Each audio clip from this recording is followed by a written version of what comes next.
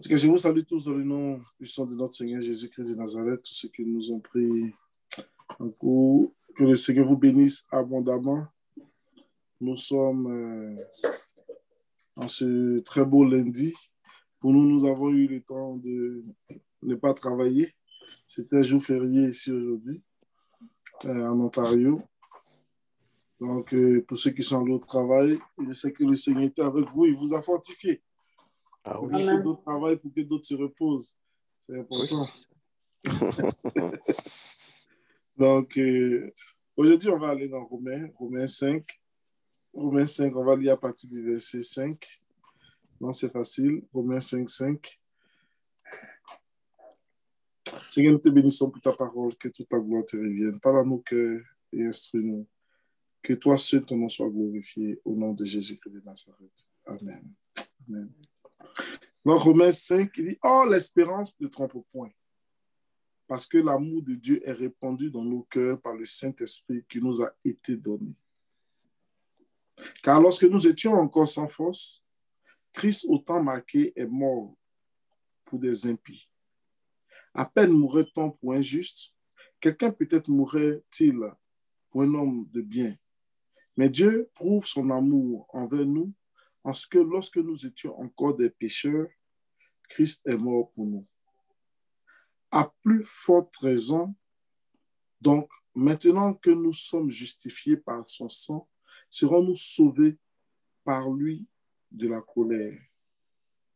Car si, lorsque nous étions ennemis, nous avons été réconciliés avec Dieu par la mort de son Fils, à plus forte raison, étant réconciliés, serons-nous sauvés par sa vie. Et non seulement cela, mais encore, nous nous glorifions en Dieu par notre Seigneur Jésus-Christ, par qui maintenant nous avons obtenu la réconciliation. Alléluia. Alléluia. Donc ici, nous comprenons juste que c'est Paul qui est en train de parler. Il parle un peu de l'amour de Jésus-Christ de Nazareth, de l'amour de Jésus que Jésus a manifesté pour nous à la croix. Et c'est pour cela que nous pouvons avoir la force d'aller témoigner à qui veut l'entendre que notre Seigneur Jésus-Christ de Nazareth, il est amour et il est bon envers nous. Il dit ici, « Oh, l'espérance ne trompe point. » L'espérance ne trompe point. Il est en train de nous faire comprendre que nous avons le droit d'espérer en Jésus-Christ de Nazareth. Nous pouvons espérer en lui. Il y a plusieurs situations qui peuvent se présenter devant nous et il peut y avoir plusieurs promesses qui peuvent être faites par plusieurs types de personnes. Mais ici, Paul nous fait comprendre que l'espérance que nous on met en notre Seigneur Jésus-Christ de Nazareth ne va pas nous tromper. C'est déjà très important de comprendre cela. Lorsque tu mets ta confiance en Jésus-Christ de Nazareth, tu dois être sûr que cet espoir-là, cette espérance-là ne trompe pas. Il ne va pas te tromper. Il faut déjà en être conscient. L'espérance que je mets en Jésus ne trompe pas. On part déjà avec cette base. Ce n'est pas est-ce qu'il va faire, est-ce qu'il ne va pas faire, est-ce que c'est sûr, est-ce que ce n'est pas sûr. Non. Si tu as mis ton espoir en Jésus-Christ de Nazareth, rassure-toi que cet espoir n'est pas vain. De cet espoir-là, Jésus-Christ de Nazareth est capable d'accomplir ce qu'il a promis. Déjà, allons avec cette base. L'espérance ne trompe point. Pourquoi? Parce que l'amour de Dieu est répandu dans nos cœurs par le Saint-Esprit qui nous a été donné. Donc, déjà, pourquoi est-ce que tu peux marcher avec espérance? Pourquoi est-ce que tu peux espérer? C'est parce que l'amour de Dieu est répandu dans ton cœur. Par quoi? Pas par tes propres désirs, non. L'amour de Dieu est répandu dans ton cœur par le Saint-Esprit qu'il t'a donné, qui nous a donné. As-tu reçu le Saint-Esprit? As-tu accepté Jésus-Christ de Nazareth? Est-ce que le Saint-Esprit vit en toi? Parce que si ce n'est pas le Saint-Esprit qui anime ton cœur, qui anime tes décisions, du coup, ton espoir sera vain. On voit des personnes qui espèrent pendant un temps, ils espèrent un jour, ils espèrent 2 jours, et après, ils n'espèrent plus. Ils n'ont plus d'espoir. Pourquoi? Parce que leur espoir n'était pas basé sur le Saint-Esprit. Parce que leur espoir était basé sur leur propre chair. L'espoir était basé sur eux-mêmes, leurs propres conditions physiques. L'espoir était basé sur ce qui était naturel. C'est pour cela qu'ils peuvent perdre espoir en Jésus. Mais lorsque ton espoir est basé sur la parole de Dieu, lorsque ton espoir est basé sur Jésus-Christ de Nazareth, lorsque ton espoir est basé sur le Saint-Esprit de Dieu, alors chaque jour, tu continues d'espérer. La parole déclare qu'Abraham, espérant contre toute espérance, lui a continué d'espérer. Là où même il n'y avait plus d'espoir, il pouvait continuer d'espérer. Parce que ce qui était en lui, c'est ça qui lui permettait de continuer d'espérer. Tu peux espérer 1 an, tu ne vois pas les solutions. Tu peux espérer 2 ans, tu ne vois pas la solution. Au bout de la 3e année, d'autres vont te lâcher. D'autres vont dire non, c'est plus possible. D'autres vont dire non, c'est déjà bouclé. Quand on a déjà patienté, on a suffisamment patienté, mais ça ne marche pas. Alors du coup, on s'éloigne. Mais toi, parce que tu es animé du Saint-Esprit, parce que le Saint-Esprit de Dieu est en toi, il va te donner la capacité d'espérer. Et l'espérance ne trompe pas. L'espérance en Christ ne trompe pas. Il faut que nous en soyons déjà conscients. En qui est-ce que tu as mis ton espoir? Si c'est en Jésus-Christ, va avec cet objectif-là qu'il ne va pas te tromper. Dis à qui veut l'entendre que moi, mon espoir est basé en Jésus. Et je sais qu'il ne va pas me tromper parce qu'il ne l'a jamais fait et il ne le fera pas. Et ce n'est pas par moi qu'il va commencer. Je sais que lui, il accomplit toujours ses promesses. C'est en lui seul que j'espère et je marche toujours dans sa volonté. Alléluia. C'est ce que nous pouvons déjà commencer à appréhender.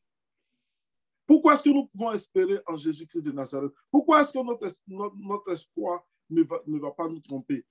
Il dit, car lorsque nous étions encore sans force, vous comprenez un peu, lorsque nous étions encore sans force, lorsque nous étions des pécheurs, lorsque nous étions des malhonnêtes, lorsque nous étions des impies, nous tous qui sommes ici en train d'écouter la parole de Dieu, on n'est pas nés saints. On n'est pas nés avec la Bible dans la main. On n'est pas nés des gens qui nous comportions comme des petits saints. Non. On était tous des pécheurs. Moi, le premier.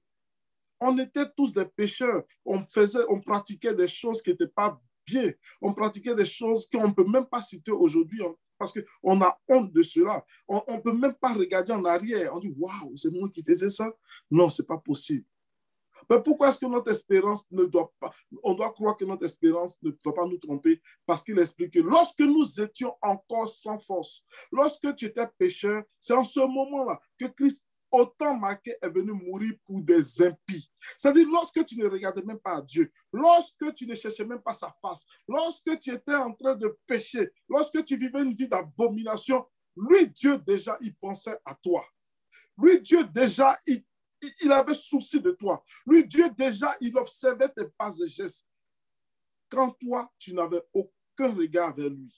Lorsque nous étions encore des impies, on était sans force, on ne pouvait pas résister contre le péché. On se laissait entraîner par l'impudicité. On se laissait entraîner par tout ce que Satan nous proposait. On n'avait aucun pouvoir de décision. Oh, même quand on prenait des résolutions, on retombait à l'intérieur. Mais c'est en ce moment-là que Jésus-Christ de Nazareth, lui qui nous a aimés, il a dit, il va venir mourir à la croix pour nous. Il dit, à peine mourrait-on pour un juste. À peine, c'est-à-dire la probabilité même qu'on donne nos vies pour quelqu'un qui est juste. Depuis qu'on a vu quelqu'un qui est condamné à mort, le monde entier sait qu'il est innocent. On sait qu'il est innocent, mais les preuves qu'on a trouvées sur le lieu du crime font qu'on le donne pour coupable. Donc, du coup, il faut qu'il meure. Tout le monde sait. Ses parents savent. Ils témoignent que ce n'est pas lui qui a fait ça. Ils crient sur tous les toits qu'il est innocent. Mais qui est-ce que parmi nous vient dire, OK, comme je reconnais ce monsieur comme innocent, moi je viens pour que vous me tuiez à sa place? Personne. À peine ça se fait. À peine mourrait-on. Et on parle d'un homme juste. À peine mourrait-on pour un juste. Je ne sais pas si on comprend un peu, mais c'est à peine ça se fait que quelqu'un accepte de donner sa vie pour quelqu'un qui est juste. Quelqu'un qui subit une injustice. Combien sont prêts à payer à la place de cette personne? On observe ça dans nos emplois. On observe ça dans nos milieux où on vit. On voit des gens qui subissent des injustices. On voit cela de nos yeux. On sait qu'ils n'ont rien fait, mais ils subissent des injustices. Mais combien se portent garant pour ces personnes? Combien vont lutter pour ces personnes? Non, on est tous assis. Oh, on dit non, mais lui, c'est son problème. Et puis, du coup, tout le monde est de son côté. Tout le monde est assis de son côté. À peine mourrait-on pour injuste. À peine est-ce qu'on défend injuste. Le gars, il est juste. Mais malheureusement, personne ne le défend. Malheureusement, on regarde les impies, on regarde les méchants juger souvent des justes. Et nous, chrétiens, nous sommes assis. On ne peut pas prendre leur place. À peine mourrait-on pour injuste. À peine mourrait-on pour injuste. Quelqu'un peut-être mourrait-il pour un homme de bien. C'est tellement improbable. Comme si pour un juste, personne ne peut donner sa vie. Si pour un juste, personne ne peut se donner, à combien plus forte raison pour un injuste? À combien plus forte raison pour quelqu'un qui mérite la mort? Si on ne peut pas sauver un juste, comment peut-on essayer de sauver un injuste? On ne peut pas. On ne pense même pas sauver. Tout le monde va dire que c'est bien fait pour lui. Quand on veut condamner quelqu'un à la chaise électrique et puis on prouve qu'il a vraiment fait un crime, il a vraiment fait quelque chose de grave, eh bien, personne ne se porte garant pour la personne. Personne ne décide de vouloir prendre sa place. Personne. Mais si on nous met en contradiction directe, ici, la parole de Dieu déclare que mais Dieu, lui, il a prouvé son amour envers toi, envers moi, en ce que lorsque nous étions encore des pécheurs, Christ est mort pour nous. Lorsque nous étions encore des pécheurs, c'est là que Christ est venu mourir pour nous. Je ne sais pas si on comprend l'amour que Dieu a manifesté envers nous. On n'était pas dignes, on était pécheurs, on faisait du n'importe quoi. Mais c'est en ce moment-là, c'est en ce moment-là précis que Dieu est venu mourir à la croix pour nous. Quand on était soumis au péché, quand on était esclave du péché, quand on ne se souciait pas du péché, lui, Dieu, dans son amour pour nous, il est venu donner sa vie pour nous. Il est venu donner sa vie pour nous. Dans le 9, il dit, à plus forte raison, donc, maintenant que nous sommes justifiés par son sang, serons-nous sauvés par lui de la colère. Vous comprenez un peu? Lorsqu'on était pécheurs, on était impies, on était dans les impudicités, lui, Jésus-Christ, il ne nous a pas jugés. Il ne nous a pas jugés. Il est venu plutôt payer le prix pour nous. Il est venu plutôt nous sauver.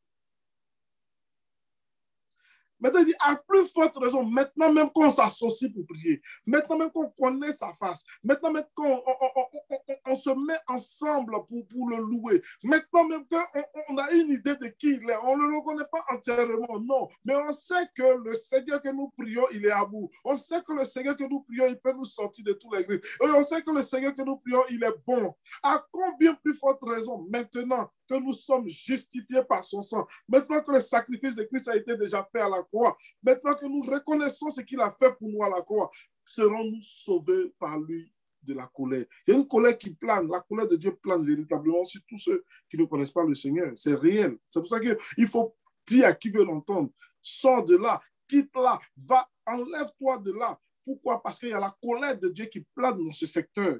La colère de Dieu plane sur les impies, sur ceux-là qui ne connaissent pas Dieu, sur ceux-là qui ne cherchent pas la face de Dieu. Mais nous, lorsque nous étions impies, Jésus est venu mourir à la croix pour nous. À combien plus forte raison, maintenant que nous sommes justifiés, serons-nous sauvés par lui, de la colère?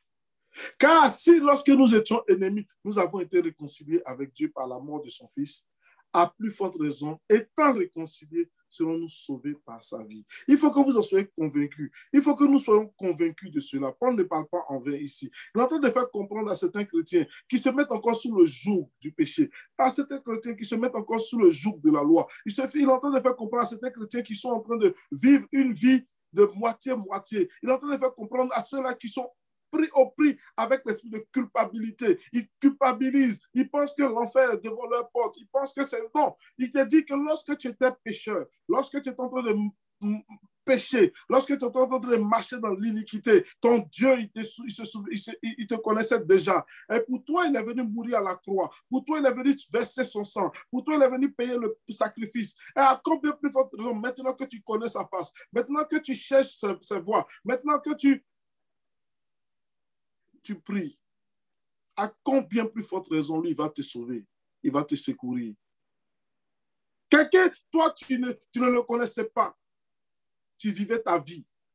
Lui, il pensait à toi. Lui, il cherchait tous les moyens possibles pour venir te sauver, jusqu'à venir mourir à ta place. Tout ce qui pouvait t'arriver comme colère de Dieu, comme sentence de Dieu, lui, il est venu porter cela à la croix pour toi.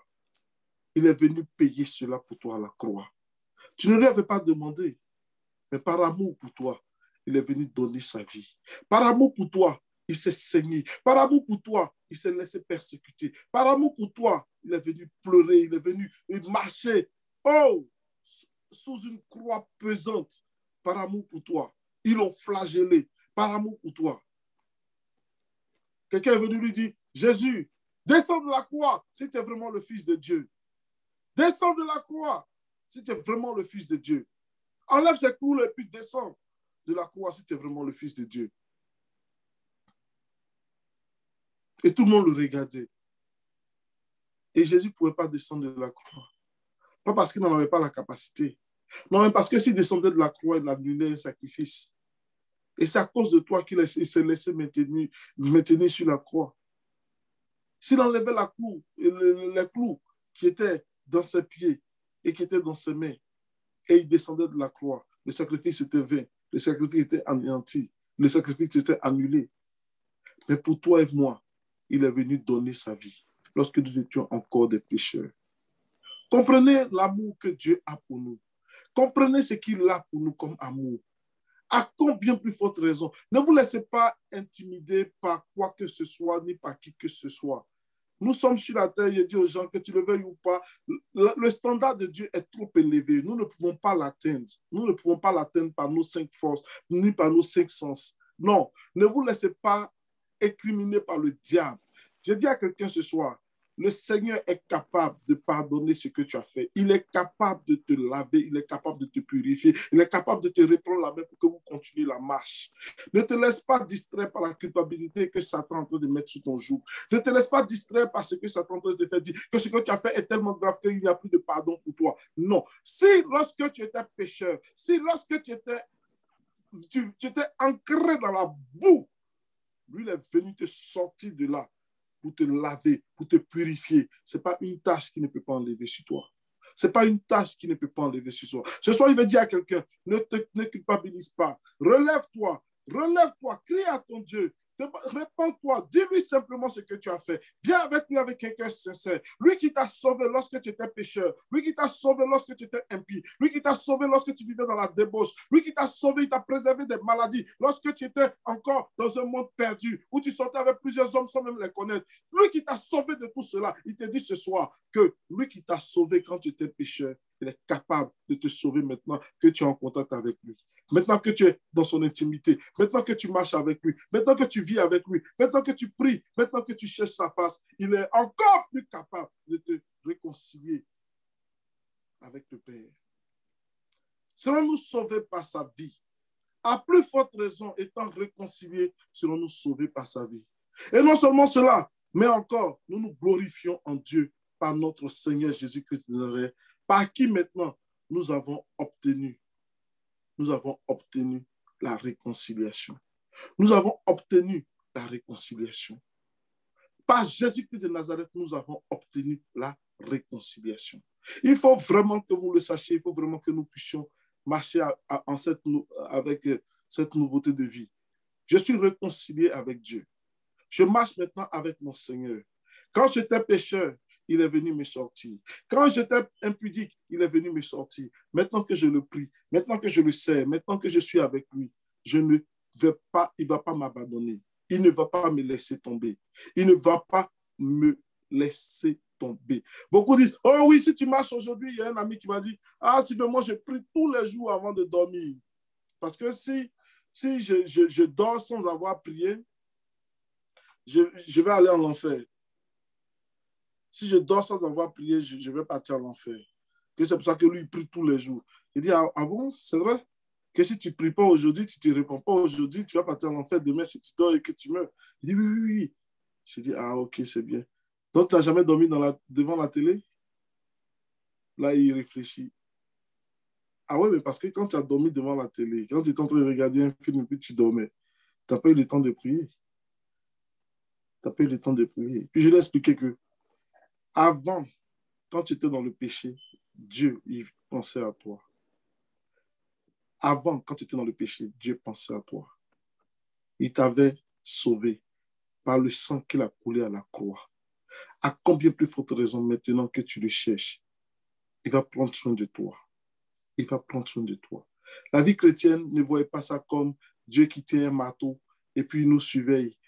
Dès qu'on va pécher, boum, il va nous tuer et puis il va nous envoyer en enfer. C'est pas ça son plan. C'est pas ça son plan. S'il voulait le faire, il allait nous anéantir depuis longtemps. On ne mérite même pas d'être là. On ne mérite pas. Mais c'est pas plus grâce. C'est pas plus grâce. Dans Romains 7, 19, il dit, car je ne fais pas le bien que je veux faire. Et je fais le mal que je ne veux pas. Et si je fais ce que je ne veux pas, ce n'est plus moi qui le fais, c'est le péché qui habite en moi. Je trouve donc en moi cette loi. Quand je veux faire le bien, le mal est attaché à moi. Car je prends plaisir à la loi de Dieu selon l'homme intérieur, pas selon l'homme extérieur. On prend plaisir à la loi de Dieu selon l'homme intérieur. On veut faire ce que Dieu veut. On veut se mettre dans les conditions que Dieu veut. On veut tout réunir pour que Dieu soit fier de nous. Mais je vois dans mes membres, une autre loi qui lutte contre la loi de mon entendement et qui me rend captif de la loi du péché qui est dans mes membres. Donc, il y a l'homme intérieur qui, lui, est disposé à faire l'œuvre de Dieu de la façon la plus parfaite. Il y a l'homme intérieur qui est décidé de faire l'œuvre de Dieu vraiment correctement. Mais il y a, malheureusement et heureusement, nos membres qui sont soumis à une autre loi, qui luttent contre la loi de mon entendement et qui me rend captif de la loi du péché qui est dans mes membres. Il dit, misérable que je suis, qui me délivrera du corps de cette mort? Qui me délivrera du corps de cette mort? Ça, c'est le cri que crient les chrétiens. Ils veulent faire le bien. Ils veulent faire tout ce que Dieu demande.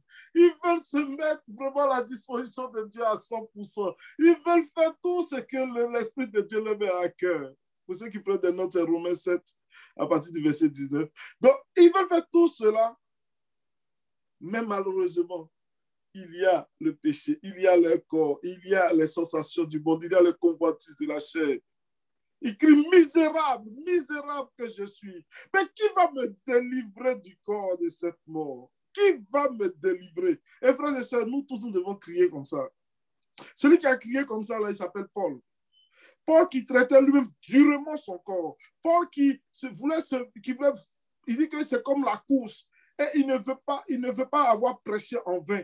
Donc lui-même, il était, je veux dire, il traitait son corps durement pour ne pas qu'après avoir prêché à un grand nombre, lui-même, il soit perdu. C'est Paul qui est en train de crier. Il dit, misérable que je suis, qui me délivrera du corps de cette mort? Qui me délivrera de cela?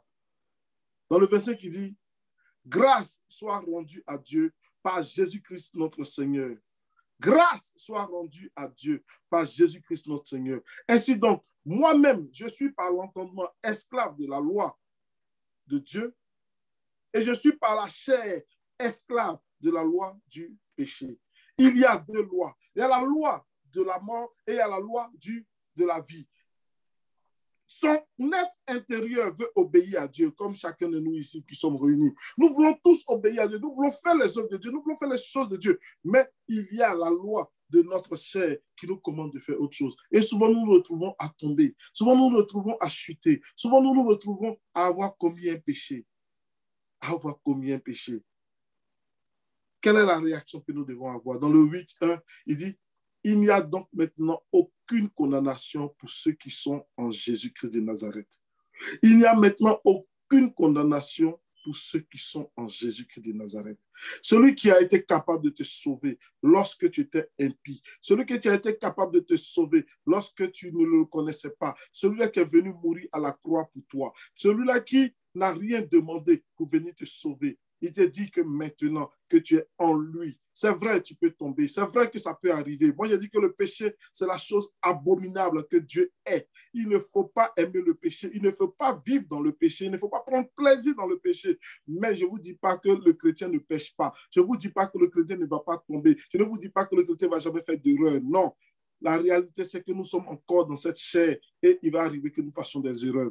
Mais le Seigneur nous fait comprendre ce soir que lui qui était capable de te sauver lorsque ça n'allait pas, lorsque tu vivais dans le péché, il est encore capable de te secourir. Il est encore capable de prendre ta main. Et il te dit ce soir qu'il n'y a donc maintenant aucune condamnation pour ceux-là qui sont en Jésus-Christ de Nazareth. En effet, la loi de l'esprit de vie en Jésus-Christ de Nazareth t'a affranchi de la loi du péché et de la mort. Car chose impossible à la loi parce que la chair la rendait sans force.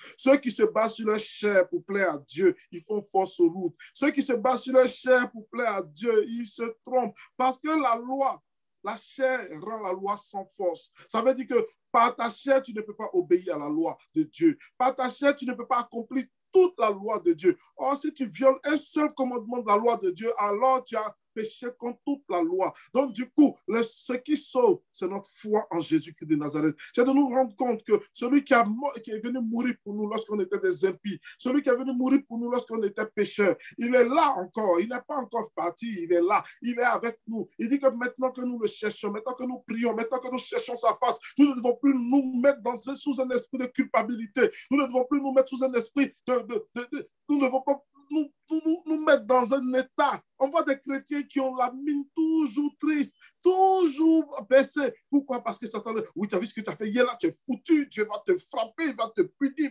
Tu dis non, il n'y a plus de condamnation pour moi maintenant que je suis en Jésus-Christ de Nazareth. Ce que j'ai fait, ça ne me plaît pas. J'en suis convaincu.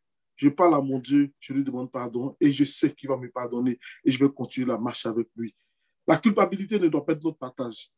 La culpabilité ne doit pas être ton partage. Tu dois te relever. C'est pour ça qu'il faut aller annoncer aux gens. Les gens ont peur de venir à Christ. Pourquoi? Parce qu'ils pensent que c'est une affaire de... Il va me condamner pour tout ce que j'ai fait. Il va me condamner. Et ils vivent sous la condamnation. Ils vivent sous la culpabilité. Ils ne sont pas heureux. Une vie chrétienne qui n'a pas de joie, ce n'est pas une vie chrétienne. Il dit, je vous ai donné la paix. Ils vivent une vie chrétienne sans la paix. Ça n'a aucun sens. Tu ne peux pas être chrétien et puis tu n'as pas la paix. Ça va en contradiction directe avec la parole de Dieu. On lui dit, je suis venu te donner la paix, et la paix en abondance. La paix, pas comme le monde donne, mais comme lui, Jésus-Christ de Nazareth, s'est donné. Pourquoi il peut te donner la paix? Parce qu'il dit, heureux l'homme à qui Dieu n'impute pas son péché. Heureux l'homme à qui Dieu ne compte pas son iniquité. Pourquoi? Parce que le sang de l'agneau nous a couvert. Le sang de Jésus t'a sauvé. Tu dois te plonger dans le sang de l'agneau. Tu dois être convaincu que ce sacrifice à la croix pour toi a été suffisant pour nettoyer ton péché, même le plus sale. Il dit, venez, lui, son sang nettoie même le linge le plus sale. Alors, cesse de vivre dans la culpabilité. Il n'y a donc maintenant aucune condamnation pour toi parce que tu vis en Jésus-Christ de Nazareth. Oh! Vivre dans le péché, c'est autre chose. Se faire plaisir dans le péché, c'est autre chose. Être conscient du péché, aller le faire, prendre plaisir à cela, ça, je ne parle pas de cela. Mais je parle de quelqu'un qui veut s'en sortir. Je parle de quelqu'un qui a commis une faute. Je parle de quelqu'un qui est tombé. Je parle de quelqu'un qui connaît. Mais malheureusement, il s'est laissé distraire. Il s'est laissé séduire. Jésus-Christ de Nazareth te dit ce soir, viens à lui, relève-toi. Vis pas sous la culpabilité. N'écoute pas Satan. Tout ce qu'il va vouloir faire, c'est de te noyer un peu plus. Tant aussi longtemps que tu crois que ton péché est tellement grave que Jésus ne peut pas te sauver, lui va t'enfoncer encore plus. Il va t'enfoncer encore plus. Il va t'enfoncer encore plus dans le péché. C'est son rôle. C'est son rôle. Lorsque David est sorti à Beersheba, qu'est-ce qui s'est passé? Qu'est-ce qui s'est passé? Du coup, Beersheba est tombée enceinte. Du coup, Uri a été tué par David. Et David s'enfonçait encore plus dans le péché. Pourquoi? Parce qu'il a considéré que le premier péché était tellement grave qu'il voulait couvrir ça par un autre péché, qu'il voulait couvrir ça par un autre péché, qu'il voulait couvrir ça par un autre péché, qu'il voulait couvrir ça par un autre péché. Et du coup, il s'est retrouvé dans un cercle vicieux de péché. Si vous avez péché, je vous dis ce soir, le Seigneur, en tout cas le message qui me met dans mon cœur, c'est de vous dire ce soir, relève-toi, viens à lui, confesse plus ton péché. Dis-lui simplement, hier ça n'a pas été comme je voulais. Aujourd'hui ça n'a pas été, ou avant-hier j'ai fait telle chose. Seigneur, je te le confie, je te le dis, je n'ai pas besoin de te le cacher, parce que je sais que toi tu m'as aimé avant même que je ne sois ce que je suis. J'étais encore plus mauvais que ce que je suis aujourd'hui. Mais toi, tu m'avais déjà aimé. Du coup, aujourd'hui, ce que j'ai fait, je sais que tu peux me pardonner. Je sais que tu me pardonnes parce que je ne te l'ai pas caché. Je ne veux pas couvrir ce péché avec un autre mensonge. Je ne veux pas couvrir ce péché avec autre chose parce que je veux croire ta parole. Il n'y a pas de condamnation pour moi. Il n'y a plus de condamnation pour moi parce que je suis en Jésus-Christ de Nazareth. La loi de l'esprit de vie en Jésus m'a franchi de la loi du péché et de la mort. La loi de l'esprit de vie en Jésus m'a affranchi de la loi du péché et de la mort. Frères et sœurs, que le Seigneur vraiment nous fortifie, qu'il nous aide à comprendre que lui, il nous aime, qu'il nous aime au-delà de ce qu'on peut penser. Il nous aime. L'amour de Dieu ne peut pas être cerné par l'humain. L'amour de Dieu ne peut pas être, on ne peut pas cerner l'amour de Dieu, on ne peut pas comprendre l'amour de Dieu. Mais il te fait comprendre ce soir que si tu es en train de traverser une situation bizarre, il te dit, relève-toi, relève-toi, relève-toi. Il ne faut pas rester couché. Ne reste pas couché. Ne reste pas couché. Relève-toi. Confie-toi en la parole de Dieu. Lui qui t'a aimé, il est capable encore aujourd'hui de te sauver. Il est capable encore aujourd'hui de te relever. Il est capable aujourd'hui encore de restaurer ta vie. Il est capable de le faire. Si tu ne laisses pas embobiner par l'accusation de l'ennemi. L'ennemi va toujours nous accuser. Il va nous accuser de tout. Mais le Seigneur, lui, il est là pour nous relever. Il est là pour nous relever. Et j'aimerais vraiment que nous comprenions cela ce soir. Allons dire à nos proches que Jésus-Christ de Nazareth ne veut pas les condamner. Jésus-Christ de Nazareth n'est pas là pour les tuer. Il n'est pas là pour les condamner. Il n'est pas là pour leur faire rendre compte de ce qu'ils ont fait. Ah oui, tu es venu à Jésus, voilà, faire la liste de tout. Non, il n'est pas là pour ça. Il est là. Il dit, venez à moi, vous tous qui êtes chargés et fatigués, et je vais vous donner le repos. Venez à moi, vous tous qui êtes chargés et fatigués, et je vais vous donner le repos. Il n'y a que Satan seul qui peut demander des comptes encore à quelqu'un qui est chargé et qui est fatigué, qui vient déposer sa charge devant lui, devant Jésus-Christ de Nazareth. Il dit, si tu manques de sagesse, demande à Dieu qui te donne simplement sans reproche. Sans reproche. Venons à Christ, amenons nos frères à Christ, amenons nos soeurs à Christ. Dites-leur que Jésus veut te sauver. Pendant que tu étais dans l'iniquité, il ne t'a pas tué, il ne t'a pas flagellé. Ce n'est pas maintenant que tu lui donnes ta vie, maintenant que tu fais des pas de foi, maintenant que tu cites son nom, maintenant que tu crois en lui, maintenant que tu es capable de te prononcer en sa faveur, maintenant que tu es capable de citer son nom, même dans tes songes. Ce n'est pas maintenant qu'il va te condamner. Il n'y a plus de condamnation pour nous qui sommes en Jésus. Il faut que nous soyons convaincus de cela. Ça ne veut pas nous encourager à pécher, non, ce n'est pas ça. Mais la réalité, c'est qu'il faut comprendre que lorsque nous sommes maintenant sous l'emprise de Jésus-Christ de Nazareth, lorsque nous sommes esclaves de Jésus-Christ de Nazareth, nous ne péchons plus. Ça veut dire que nous ne vivons plus dans le péché. Nous ne prenons plus plaisir à cela. Lorsque même nous faisons un tout petit péché, vous voyez comment notre conscience n'est pas en paix. Juste parce que tu as fait une petite faute, ta conscience te le rappelle. Ta conscience te dit non, il y a quelque chose à régler là. Il y a quelque chose qui a quitté le pion. Il y a quelque chose. Et tu te réponds. Frères et sœurs, en tout cas, c'était mon message de ce soir. Rassurons-nous que le Seigneur vous bénisse abondamment. Amen. Amen. Amen. Amen.